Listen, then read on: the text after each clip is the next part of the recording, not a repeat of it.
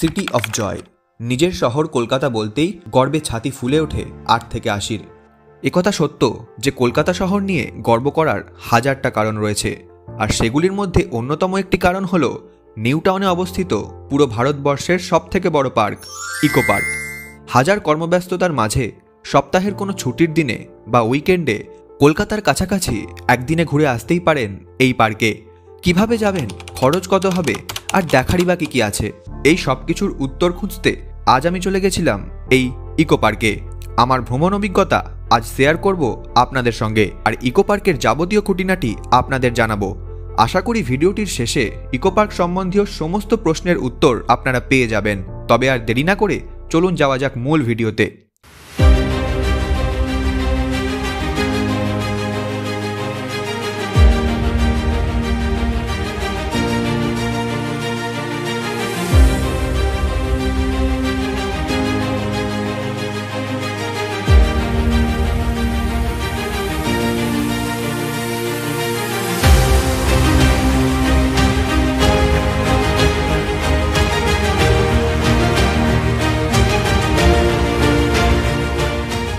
প্রথমেই বলে রাখি কিভাবে আসবেন এই পার্কে। কলকাতার বিভিন্ন জায়গা থেকে ইকো পার্ক যাওয়ার বাস পাওয়া যায়। যাদবপুর, হাওড়া, শিয়ালদহ থেকে প্রতি ঘন্টায় ইকো পার্কের বাস ছাড়ে। এছাড়াও যারা রাজারহাটের কাছাকাছি থাকেন তারা অটো করেই পৌঁছতে পারেন ইকো পার্কের যে কোনো গেটে। আর মেট্রোতে আসতে চাইলে শিয়ালদা থেকে মেট্রো চেপে সেক্টর 5 মেট্রো স্টেশনে নেমে সেখান থেকে টোটো করেও আসতে পারেন ইকো পার্ক। ইকো পার্কে মোট 6টি গেট আছে, যে কোনো একটি দিয়ে ঢুকলেই হলো। তবে আমি বলবো আপনি 2 নম্বর গেট দিয়ে প্রবেশ করুন। এতে করে জাপানিজ গার্ডেন থেকে শুরু করে ইকো পার্কের মূল আকর্ষণ সপ্তম আশ্চর্যের রেপ্লিকা খুব সহজেই ভ্রমণ করতে পারবেন। এই পার্কের টিকিট মূল্য 30 টাকা। তবে সপ্তম আশ্চর্য দেখতে হলে আলাদা করে আরও 30 টাকার টিকিট কাটতে হবে। ইকো পার্কের 2 নম্বর গেট দিয়ে ঢুকতেই আমার সামনে এসে হাজির হলো বিশাল বড় একটা লেক, যেটা কিনা ইকো পার্কের প্রায় 1/4 জায়গা নিয়ে বিস্তৃত। লেকটিতে বোটিং, কায়াকিং, স্পিড বোট সবকিছুই চলছে। এক কথায় ইকো পার্কের প্রথম ঝলক দেখেই মনটা ভরে যাবে আপনার। এরপর আমার মতোই সেই লেক বরাবর বাঁ দিকে ডিগডিগি করে হাঁটতে থাকুন। হাঁটার সময় সেই বিশাল লেকটিতে চলতে থাকা বিভিন্ন বোট, কায়াক এবং লেকের ঠিক মাঝখানে থাকা একটা আইল্যান্ড চোখে পড়তে পারে আপনার।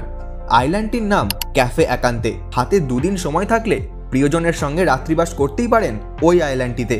এরপর যেতে যেতে আমার চোখে পড়ল মাদার ওয়াক্স মিউজিয়াম। আপনাদের ভালোবাসা পেলে কোনোদিন সেখানকার ভ্লগ এবং ট্যুর গাইডও আনবো এই চ্যানেলে। লেক বরাবর সোজা হাঁটতে হাঁটতে বাঁ দিকে আপনি পেয়ে যাবেন জাপানিজ ফরেস্ট। জাপানের ঐতিহ্যবাহী শিন্টো ধর্মে প্রকৃতিকে দেবতা মানা হয়। প্রকৃতির উপাদানগুলিকেই দেবতা হিসাবে পুজো করে জাপানিরা। তাদের বাগানগুলি ধ্যান এবং শান্তির উপযুক্ত স্থান হিসাবে গড়ে তোলা হয়। ইকো পার্কে জাপানি ফরেস্ট সেই বিষয়টি মাথায় রেখেই বানানো হয়েছিল। বাগানের ডিজাইন দর্শনার্থীদের 5টি ইন্দ্রিয়ের সঙ্গে সংযোগ করে। সবুজ পাতার সমাহার, অনেক বাঁশের মধ্যে ঘষা লাগার শব্দ, সেই সঙ্গে একটি ছোট্ট জলপ্রপাত, একটা জলাশয়, জাপানি মঠ, একেবারে মনোমুগ্ধকর পরিবেশ। এই জায়গা আপনার মনে ইতিবাচক এনার্জি এনে দেবে।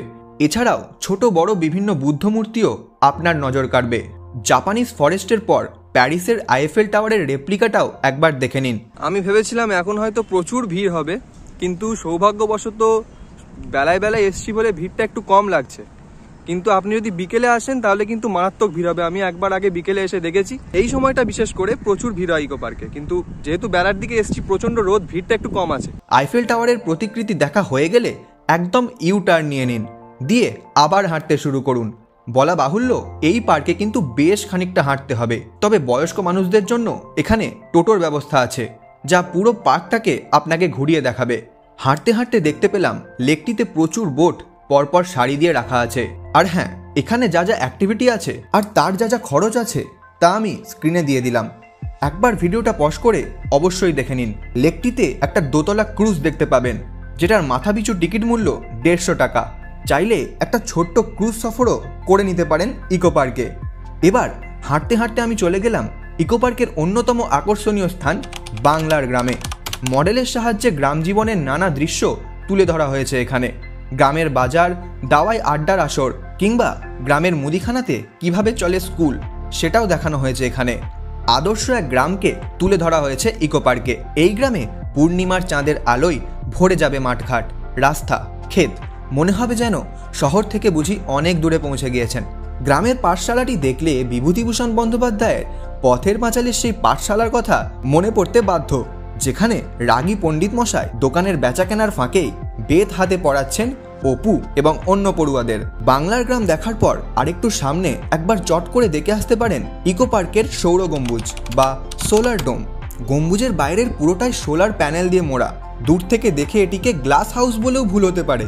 এখানে 2000টিরও বেশি সোলার প্যানেল বসানো হয়েছে, যা থেকে 180 কিলোওয়াট বিদ্যুৎ উৎপাদন হবে।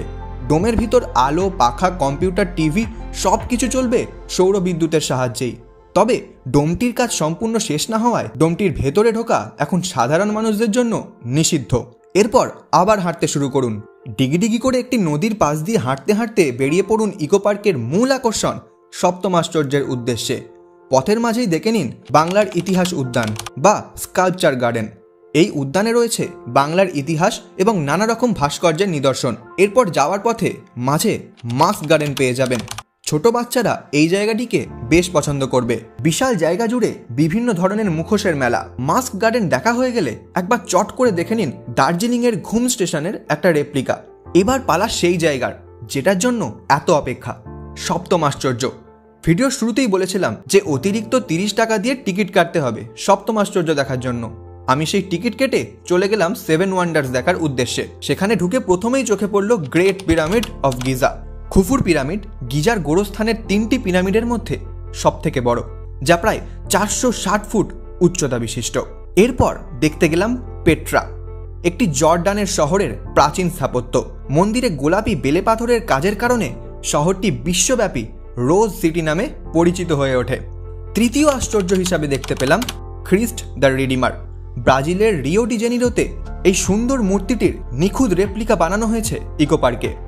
ভিডিওটির চতুর্থ আশ্চর্য মোয়াই স্ট্যাচু, শত শত বছরের প্রত্নতাত্ত্বিক নিদর্শন। সুকৌশল শিল্পে ঘেরা চিলির দ্বীপ ইস্টার আইল্যান্ড, আর সেই আইল্যান্ডে ছড়িয়ে রয়েছে মোয়াইয়ের মূর্তিগুলো। অনন্য এবং ঐতিহ্যবহ বৈশিষ্ট্যের দরুন মূর্তিগুলো তথা গোটা দ্বীপটি ইউনেস্কো দ্বারা ওয়ার্ল্ড হেরিটেজ সাইটের অন্তর্ভুক্ত। ভিডিওটির পঞ্চম আশ্চর্য আমাদের ভারতের তাজমহল। তাজমহল সম্পর্কে নতুন করে বলার কোনো প্রয়োজন আছে বলে আমার মনে হয় না। ভিডিওটির ষষ্ঠ আশ্চর্য রোমের কলোজিয়াম। সোজা ভাষায় বললে এটা একটা স্টেডিয়ামের মতো। এটির ভেতরে হিংস্র পশুরা লড়াই করত এবং সাধারণ মানুষ গ্যালারিতে বসে সেই যুদ্ধ উপভোগ করত। ভিডিওর শেষ এবং সপ্তম আশ্চর্য চীনের প্রাচীর। ইতিহাসের বইয়ে আমরা প্রায় সকলেই এই প্রাচীর সম্পর্কে পড়েছি। আজ সেটির রেপ্লিকা সচক্ষে দেখার সুযোগ পেলাম আমি। এভাবেই 7টা আশ্চর্য দেখে শেষ করলাম ইকো পার্ক ভ্রমণ। ভিডিওর শেষে এই ইকো পার্কের টাইমিংটা একটু বলে রাখি। শীতকালে ইকো পার্ক খোলে 11টায় আর বন্ধ হয় রাত 7:30টায়। শুধুমাত্র রবিবারে পার্ক আধ ঘন্টা আগে খোলে, অর্থাৎ 10:30টায়। পার্কটি সোমবার বন্ধ থাকে, তাই সোমবার ছাড়া সপ্তাহের যে কোনো দিনে আপনিও ঘুরে আসতে পারেন এই ইকো পার্ক। এত দূর পর্যন্ত যখন চলে এসছেন, তো একটা অনুরোধ আপনাদের কাছে রাখছি, চ্যানেলটিকে অবশ্যই সাবস্ক্রাইব করবেন। আপনাদের এক একটি সাবস্ক্রাইব আমাকে পরবর্তীকালে আরও নতুন নতুন ভিডিও বানাতে, ট্রাভেল ব্লগস বানাতে আরও অনেক বেশি অনুপ্রেরণা দেবে। আজকের ভিডিওটি এই পর্যন্তই। আপনাদের সঙ্গে দেখা হবে পরবর্তী ভিডিওতে আবার নতুন কোনো ভ্রমণ কাহিনী নিয়ে।